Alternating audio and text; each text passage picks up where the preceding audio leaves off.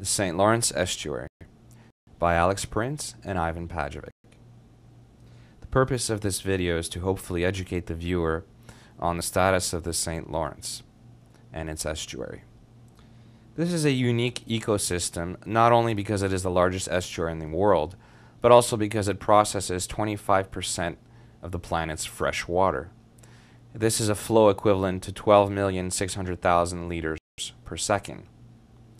The estuary is divided into three distinct sections: fluvial estuary, the upper estuary, and the lower estuary. The first section begins just east of Lac Saint-Pierre and runs for 160 kilometers all the way till l'Île d'Orléans. No major mixing of tributary waters occurs until roughly 60 kilometers west of the Isle at Port-Neuf, where tidal forces gradually begin mixing the water and causing the current to reverse itself. The next section is 150 kilometers and extends from the eastern shore of Île d'Orléans all the way to the Saguenay River. This is where proper mixing of saltwater and freshwater occurs, and that is why it is considered the true transition zone from river to ocean. The last section, the lower estuary, runs from the eastern shores of the Saguenay River 230 kilometers east into the St. Lawrence Gulf. This section is a vast body of water where different layers of water flow into the ocean. During the summertime, there may be many different layers based on temperature, salinity, and the shape of the basin. However, in the wintertime, these layers disappear until there are only two left. A brief history of the estuary can begin in 1959, when the seaway was opened. Since then, it has been possible to travel by boat through the Great Lakes all the way to Lake Superior. In 1981, it was determined that 50% of all the water removed from the St. Lawrence was done so for industrial purposes. The valley that hosts the St. Lawrence is the agricultural heartland of all Quebec. The St. Lawrence and the estuary are home to 185 species of fish, 20 different species of marine mammals, 100 species of birds, and 1,300 species of plants, some of which are extremely rare, like the Greenland shark, which can be studied nowhere else because it spends most of its life under the Arctic Ocean. The watersheds that feed the St. Lawrence now contain many different cities, including Montreal, Toronto, Hamilton, Buffalo, Detroit, and Chicago. This begs the question, is the water that's being drawn out for these cities being returned to the environment in the same state? I don't think so. Currently, most wastewater treatment plants are only equipped to handle human waste. They can't handle chemicals, drugs, or the runoff from a farmer's field. Modern industry has pumped toxic substances and heavy metals into the St. Lawrence River. Before 1970, mercury contamination was particularly high in the estuary, and shrimp became dangerous to eat. The main sources of mercury were point source and were eliminated in the 1970s. Since the mercury levels have dropped and the shrimp is now edible again. The main biological indicator of PCBs and DDTs is the beluga whale. Contaminations of PCBs and DDT in the St. Lawrence belugas do not appear to have diminished significantly in the past 20 years. PCB sources still exist and continue to contaminate the waters of the St. Lawrence.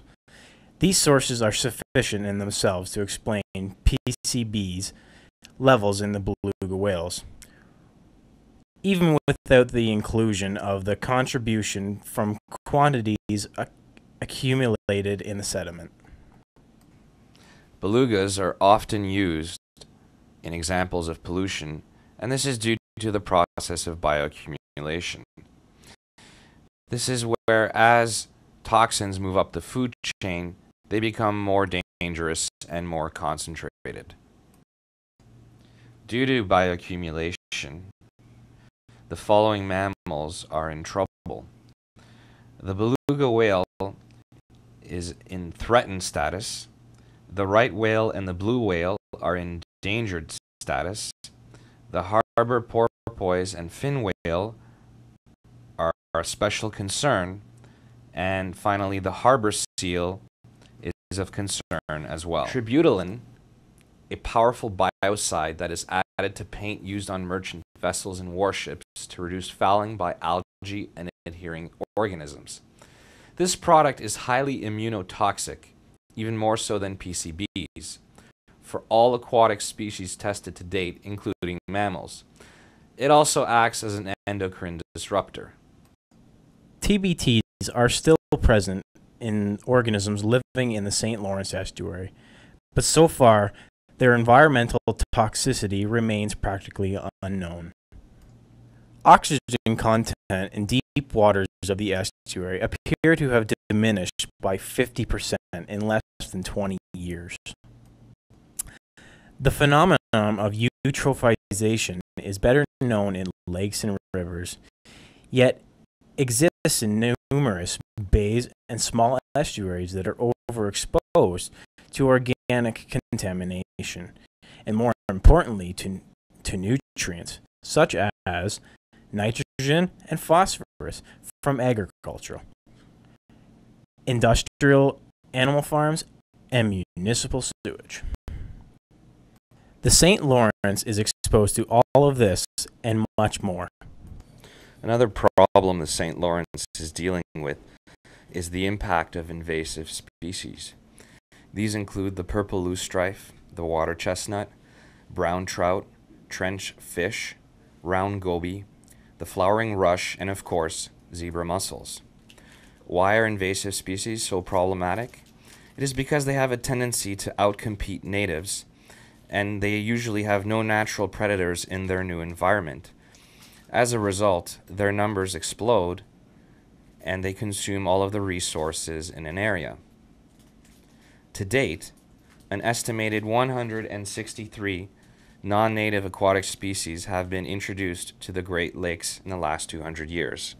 They have arrived via ship's ballast, trade in bait fish, as well as trade in agricultural and horticultural plants. They originate mostly from Asia and Europe as well. In an attempt to deal with this problem, the government has introduced yet another alien species of insects in the hopes of controlling alien plants. The only other alternative is removing all these plants one at a time by hand. As for the zebra mussels, the government is experimenting with a special coating of paint that will hopefully prevent them from attaching to the hulls of ships. As for all of the shipping traffic along the St. Lawrence, it has caused notable problems with erosion. However, this problem can be easily managed by limiting a ship's speed to 10 knots.